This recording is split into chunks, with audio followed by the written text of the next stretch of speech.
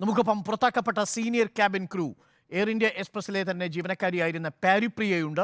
ഒപ്പം യാത്രക്കാരനായ പ്രദീപ് മോഹനും തത്സമയം ചേരുന്നു. ആദ്യം പാരിപ്രിയയിലേക്ക്. Paripriya, very good evening ma'am. Thanks for joining me.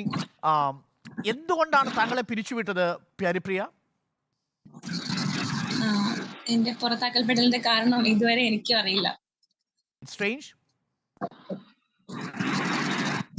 പ്രത്യേകിച്ച് ഒരു കാരണമില്ലാതാണ് ഞാൻ പുറത്താക്കപ്പെട്ടത്. 2023 സെപ്റ്റംബർ 30 വരെ ഞാൻ എയർ ഇന്ത്യയിൽ എംപ്ലോയി ആയിരുന്നു കഴിഞ്ഞ 8 വർഷക്കാലമായിട്ട്. അതിന്റെ കാരണം എന്താണെന്ന് ലെവൽ 1 ഞാൻ സീനിയർ ക്യാബിൻ ക്രൂ ആണ്. ഓക്കെ, സീനിയർ ക്യാബിൻ ക്രൂ ആയി 8 വർഷം എയർ ഇന്ത്യയിൽ സേവനമനുഷ്ഠിച്ച പാരിപ്രിയയെ പുറത്താക്കാനുള്ള കാരണം ടെർമിനേഷൻ ലെറ്റർ പോലും പറയുന്നില്ലേ?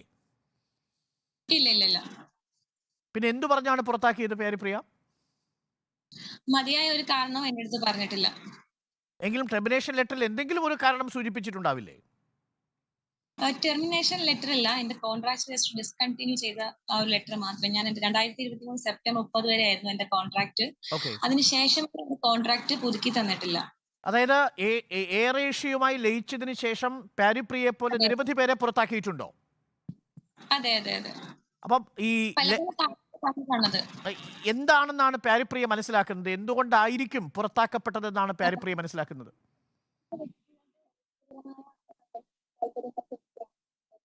പാരിപ്രിയ, ചെറിയൊരു ശബ്ദ തടസ്സമുണ്ട് എന്നാണ് ഞാൻ മനസ്സിലാക്കുന്നത്. പാരിപ്രിയ 8 വർഷം എയർ ഇന്ത്യയുടെ എക്സ്പ്രസിൽ തന്നെ സീനിയർ ക്യാബിൻ ക്രൂ ആയിട്ട് സേവനമനുഷ്ഠിച്ച് കഴിഞ്ഞ സെപ്റ്റംബർ മാസത്തിൽ പുറത്താക്കപ്പെട്ട ജീവനക്കാരിയാണ്. ഈ എയർ ഏഷ്യയുമായിട്ട് ലയിക്കുന്നതിന് മുമ്പുള്ള സേവനത്തിൽ നിങ്ങൾ തൃപ്തിയായിരുന്നോ പാരിപ്രിയ? തീർച്ചയായിട്ടും. ശ്രീ ശ്യാം സുന്ദർ CEO ആയ കാലത്ത് ഒക്കെ ഞങ്ങൾ വളരെയധികം സന്തോഷത്തോടുകൂടിയാണ് വർക്ക് ചെയ്തുകൊണ്ടിരുന്നത്. കഴിഞ്ഞ 8.5 വർഷമായിട്ട് എയർ ഏഷ്യ മാനേജ്മെന്റ് എന്ന് ടേക്ക് ഓവർ ചെയ്തോ അന്ന് മുതലാണ് ഞങ്ങൾക്ക് ഇതുപോലുള്ള ബുദ്ധിമുട്ടുകൾ ഞങ്ങൾ അനുഭവിക്കാൻ തുടങ്ങിയത്. പക്ഷെ നിങ്ങൾ അടക്കമുള്ള എല്ലാ ജീവനക്കാരും ടാറ്റ എയർ ഇന്ത്യ ഏറ്റെടുക്കുന്നു എന്ന് ഒരു വർഷം മുതൽ തന്നെ വളരെ പ്രതീക്ഷയിലായിരുന്നു എന്നാണ് ഞാൻ മനസ്സിലാക്കുന്നത്. ഞാൻ അല്പസമയം മുമ്പ് ഇപ്പോൾ സർവീസിലുള്ള ഒരു സീനിയർ ക്യാബിൻ ക്രൂവുമായി സംസാരിച്ചപ്പോഴും അവരും അത് തന്നെയാണ് പറയുന്നത്. പിന്നീട് എവിടെയാണ് ഈ പ്രശ്നം സംഭവിച്ചതായി പാരിപ്രിയ മനസ്സിലാക്കുന്നത്? എന്തൊക്കെയായിരുന്നു നിങ്ങൾ നേരിട്ട പ്രശ്നങ്ങൾ?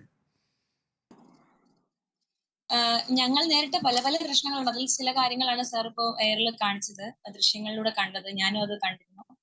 അതേപോലെ പല കാര്യങ്ങൾ, കോൺട്രാക്ട് കട്ടേൽമെന്റ് ചെയ്യുക, പ്രസവാവധിക്ക് ശേഷം വരുന്ന ക്രൂവിനെ തിരിച്ചെടുക്കാതിരിക്കുക, BMI ഇഷ്യൂസ്, അതുപോലെ തന്നെ കളറിന്റെയും ആക്സെന്റിന്റെയും ഒക്കെ അടിസ്ഥാനത്തിലുള്ള പുറത്താക്കല്. പ്രത്യേകിച്ച് സൗത്ത് ഇന്ത്യൻസിനോട് അവർക്കൊരു പ്രത്യേക തരത്തിലുള്ള ഡിസ്ക്രിമിനേഷൻ ആണെന്നാണ് ഞാൻ മനസ്സിലാക്കിയിട്ടുള്ളത്.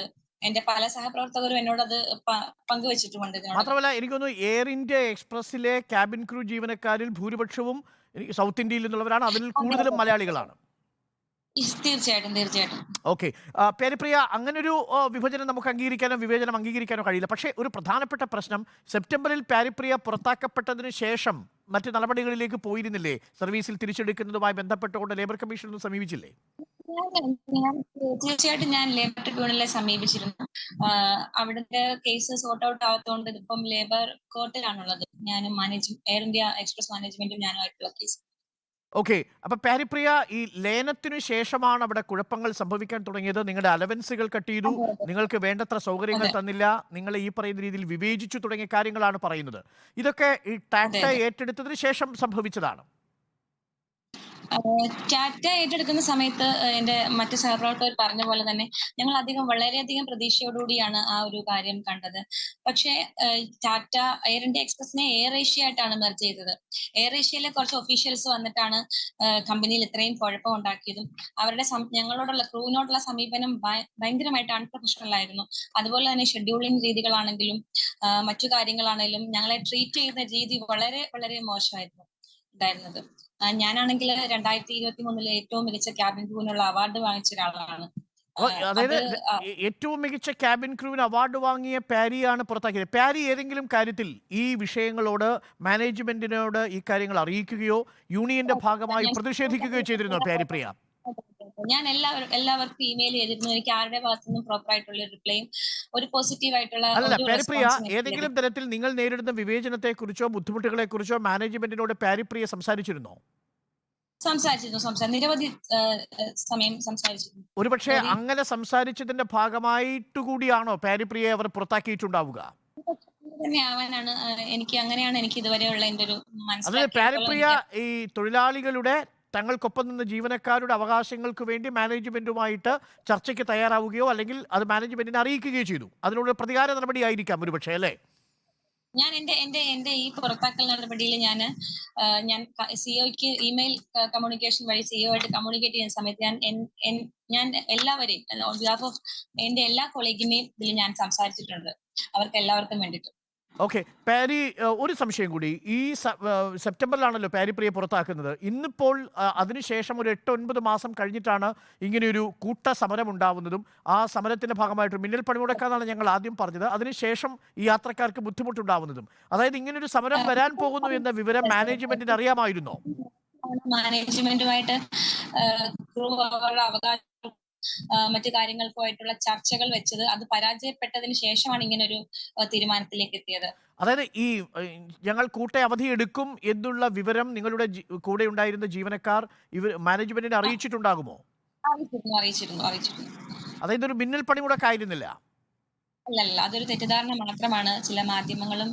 പക്ഷേ യാത്രക്കാർക്ക് നേരിട്ട ബുദ്ധിമുട്ടുകൾ നിങ്ങളുടെ കമ്പനി, ഇനിയിപ്പോൾ നിങ്ങൾ തിരിച്ച് സർവീസിൽ കയറിയാലും അതിൽ യാത്രക്കാരുണ്ടാകുമോ എന്നൊരു ചോദ്യം പ്രസക്തമല്ലേ പ്യാരി? തീർച്ചയായിട്ടും യാത്രക്കാർക്കുണ്ടായ ബുദ്ധിമുട്ടിൽ വ്യക്തിപരമായി എനിക്ക് വളരെയധികം ഖേദമുണ്ട്. പക്ഷെ ഈ ഒരു കാര്യം, ഈ ഒരു സമരം ഞങ്ങളെ കൊണ്ട് ചെയ്യിപ്പിച്ചതാണ്, എന്റെ സഹപ്രവർത്തകരെ കൊണ്ട് ചെയ്യിപ്പിച്ചതാണ്. പക്ഷേ അപ്പോഴും നിയമപരമായി പോരാടിയാൽ മതിയായിരുന്നില്ല. ഈ 2 ദിവസം കൊണ്ട് എയർ ഇന്ത്യ എക്സ്പ്രസിന്റെ ബ്രാൻഡിനുണ്ടായ ഡാമേജിന്റെ നഷ്ടം ആര് തീർക്കും പാരിപ്രിയ? സർ, എന്റെ കൊളീഗ് പറഞ്ഞ പോലെ ഇത് വളരെ ഒരു ഗതികെട്ട അവസ്ഥയിലേക്ക് പോയതുകൊണ്ടാണ് ഇങ്ങനെ ഒരു തീരുമാനത്തിലേക്ക് വന്നത്. മാത്രമല്ല എനിക്ക് തോന്നുന്നു എയർ ഏഷ്യ കൂടി ഏറ്റെടുത്തതോടുകൂടി ഏറ്റവും കൂടുതൽ ക്യാബിൻ ക്രൂ ജീവനക്കാരുള്ള ഒരു എൻറ്റിറ്റി ആയിട്ട് മാറിക്കഴിഞ്ഞിരിക്കുകയാണ് എയർ ഇന്ത്യ. ആ എയർ ഇന്ത്യയുടെ ബ്രാൻഡാണ് നിങ്ങളുടെ സമരത്തിലൂടെ പൊളിഞ്ഞു പോയതെന്നാണ്. അപ്പോൾ ആൾക്കാർക്ക് ഒരു സംശയം ഉണ്ടാവില്ലേ ഇനി എയർ ഇന്ത്യ എക്സ്പ്രസ് എടുത്താൽ വഴിയിൽ കിടക്കുമോ എന്നുള്ളത്? Sir, Air India Express cabin ക്രൂവിനെയും മറ്റു ജീവനക്കാരെയും ട്രീറ്റ് ചെയ്യുന്ന അവസ്ഥ ഇപ്പോൾ സാറിന് ദൃശ്യങ്ങളിലൂടെ മനസ്സിലായി കാണുമല്ലോ. ഇതൊക്കെയാണ് ഞങ്ങൾ പോകുന്നിടത്തൊക്കെ ഞങ്ങൾ അനുഭവിക്കുന്നത്. നമ്മളിപ്പോ ശരിക്കും പറഞ്ഞാല് ഫ്ലൈറ്റിൽ ചായയും കാപ്പിയും കൊടുക്കാനായിട്ട് മാത്രമുള്ളവരല്ല. നമ്മള് സേഫ്റ്റി സംബന്ധമായ പല കാര്യങ്ങളും, മെഡിക്കൽ എമർജൻസി, പല പല കാര്യങ്ങളെല്ലാം നമ്മൾ ഓൺ ബോർഡിൽ നമ്മൾ ചെയ്യുന്നവരാണ്. അപ്പോ ഈ പറയുന്ന ഞങ്ങൾക്കും കുടുംബവും കുട്ടികളും ഒക്കെ ആയിട്ട് ജീവിക്കുന്നവരാണ്. ഈ എയർ ഇന്ത്യ എക്സ്പ്രസിൽ വർക്ക് ചെയ്യുന്നത് 70% ആൾക്കാരും ഫാമിലി ഓറിയന്റഡ് ആയിട്ടുള്ള ആൾക്കാരാണ്. ഇത്രയും കാലം കഴിഞ്ഞ 2005 എയർ ഇന്ത്യ എക്സ്പ്രസ് തുടങ്ങിയത്. അന്ന് മുതൽ ഈ കമ്പനിയെ ഇതുവരെ അത് നഷ്ടത്തിലേക്ക് പോയിട്ടില്ല. കോവിഡിന്റെ സമയത്ത് പോലും നഷ്ടത്തിൽ പോകാത്ത ഒരേ ഒരു കമ്പനിയാണ്. ബെസ്റ്റ് എക്കോണമിക് ബ്രാൻഡ് അവാർഡ് വാങ്ങിച്ച ഒരു കമ്പനിയാണ് എയർ ഇന്ത്യ എക്സ്പ്രസ്.